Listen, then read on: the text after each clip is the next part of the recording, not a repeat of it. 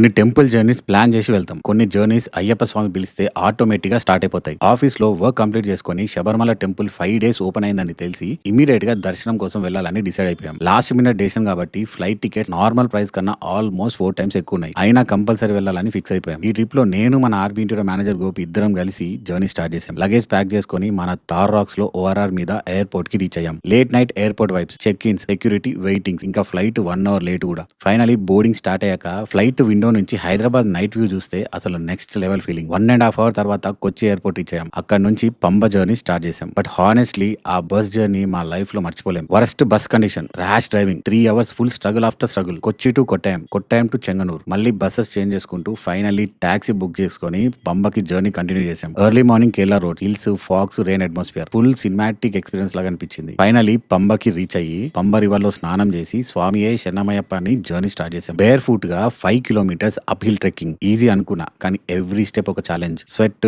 Tiredness, water breaks, medicated water, మళ్ళీ trekking. అలా స్లోగా కొండెక్కుతున్నాం. మధ్యలో black monkeys and squirrels, forest visuals అన్ని మా కెమెరాలో క్యాప్చర్ చేసాం. ఫైనల్లీ 12:45 PM కి శబరిమల టెంపుల్ కి రీచ్ అయ్యాము. టెంపుల్ 1 PM కి క్లోజ్ అయిపోతుంది. టైం చూసి ఫుల్ ఫాస్ట్ గా క్యూ లైన్ లోకి వెళ్ళాం. అండ్ మన లక్ ఏంటంటే కరెక్ట్ టైం కి స్వామి దర్శనం దొరికింది. ఆ మూమెంట్ లో సంతోషాలు, కష్టాలు, అచీవ్మెంట్స్ అన్ని స్వామితో చెప్పుకున్నాం. దర్శనం కంప్లీట్ అయ్యాక ప్రసాదం తీసుకొని లంచ్ టైమ్ లో బ్రేక్ఫాస్ట్ చేసి మళ్ళీ డౌన్ హిల్ జర్నీ స్టార్ట్ చేసాం. ఆనెస్ట్లీ కొండ ఎక్కడం కన్నా దిగడం 5 టైమ్స్ కష్టం. హెవీ ప్రసాదం బ్యాగ్స్ తో మల్టిపుల్ బ్రేక్స్ తీసుకుంటూ finally after a long time పంబకి రీచ్ అయ్యాం. కానీ మన జర్నీ అక్కడే కంప్లీట్ అవ్వలేదు. రిటర్న్ ఫ్లైట్ తిరువనంతపురం నుంచి బుక్ చేసాం. ఎందుకంటే శ్రీ పద్మనాభ స్వామి టెంపుల్ దర్శనం కూడా చేసుకోవాలని. కేరళలో rain drive, foggy hills, coffee and snack stop, ఆ తర్వాత dinner break with fried rice. అసలు లొకేషన్స్ అయితే మూవీ సీన్స్ లాగా అనిపించాయి. నైట్ హోటల్ కి రీచ్ అయ్యి మార్నింగ్ 3 కి లేచి క్యాబ్ బుక్ చేసుకొని టెంపుల్ కి రీచ్ అయ్యాం. స్పాట్ లో ట్రెడిషనల్ డ్రెస్ వేసుకొని టెంపుల్ లోపలికి వెళ్ళాం. ఇక్కడ డ్రెస్ కోడ్ ఉంది, సో బీ కాన్షియస్. టెంపుల్ లో విష్ణుమూర్తి స్వామిని చూసిన మూమెంట్ నా లైఫ్ లో అన్ఫర్గెటబుల్. 2 టైమ్స్ దర్శనం చేసుకొని హోటల్ కి రిటర్న్ అయ్యి బ్యాగ్స్ తీసుకొని క్యాబ్ ఎక్కి ఫుల్ హ్యాపీగా ఎయిర్పోర్ట్ కి రీచ్ అయ్యాము. ఫ్లైట్ లో